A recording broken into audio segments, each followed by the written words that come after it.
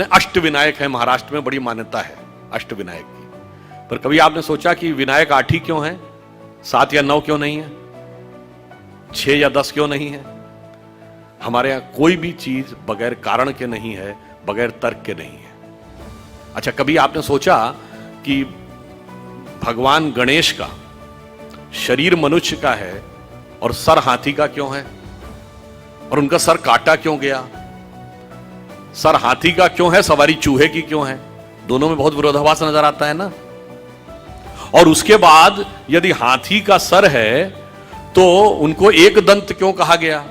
हाथी के तो 2 दांत होते हैं, तो फिर एक ही दांत क्यों है?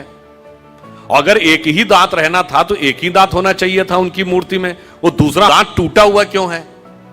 और बल्कि जो आप वास्तविक मूर्ति देखते हैं उसमें टूटा हुआ दांत एक हाथ में पकड़ रखा उन्होंने। कभी आपने विचार किया कि ये क्यों है? इसमें से कुछ भी कहानी नहीं है, कुछ भी कल्पना नहीं है। और गणेश जी किसके देवता हैं? रिद्धि और सिद्धि के देवता हैं, यानी संपूर्ण सिद्धियां गणपति की आराधना से मिलती हैं। और गणेश जी पुत्र किसके हैं?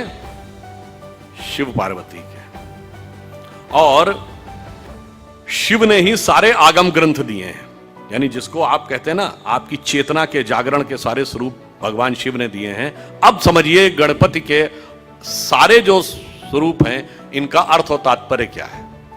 देखिए, भगवान गणेश का वह स्वरूप हमारे अंदर की जो वास्तविक चैतन्य ऊर्जा होती है उसके उत्थान की वह प्रक्रिया को प्रतीक रूप में दिखा रहा है। सबसे पहले सर कटना किस लिए जरूरी है? वह आप अंदर की यात्रा करके अपनी कुंडलनी शक्ति को तब जागृत कर सकते हैं जब पहले आप अपने अहंकार को नष्ट करने में सफल होते हैं। तो आपका सर कटने का स्वरूप प्रतीक ये है। दूसरा, हाथी का ही सर क्यों है? क्योंकि हाथी की जो सूंड है, और आपने देखा होगा हमेशा गणपति की सूंड इस दिशा में यूं है, कभी ऐसे नहीं है। क्यों? वह उस शक्ति का प्रतीक है जो अपवर्ड्स है, यानी जागृत शक्ति, आपके शरीर की कुंडलनी की शक्ति जब वो ऊर्ध्व की तरफ होती है उसका प्रतीक है। और हाथी इसलिए है कि हाथी के मस्तक में गज मुक्ता कहा जाता है।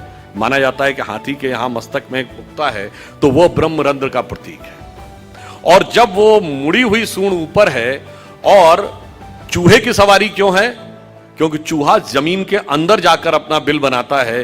तो जब आप एकाग्र चित्त होकर अपने अंदर की यात्रा में उतरते हैं तभी जाके आप इस शक्ति को पहचान पाते हैं और उस शक्ति को ऊपर उठाने का सामर्थ्य पा पाते हैं।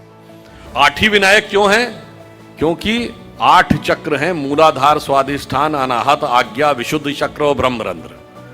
और अब एक ही दांत क्यों है? क्योंकि जब आप आज्ञा चक्र से ऊपर जाते हैं तब द्वैत के साथ वह यात्रा नहीं हो सकती, यानी संसार और ब्रह्म 2 में से एक को ही चूज करना पड़ता है।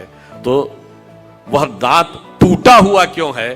तो संसार के साथ उस संबंध का विच्छेद करना पड़ता है, उसे तोड़ना पड़ता है। इसीलिए टूटा हुआ दांत हाथ में रखे हुए हैं। फिर आगे की यात्रा जाकर जब ब्रह्मरंध्र तक मिलती है तो समस्त रिद्धियां और सिद्धियां आपको प्राप्त होती हैं।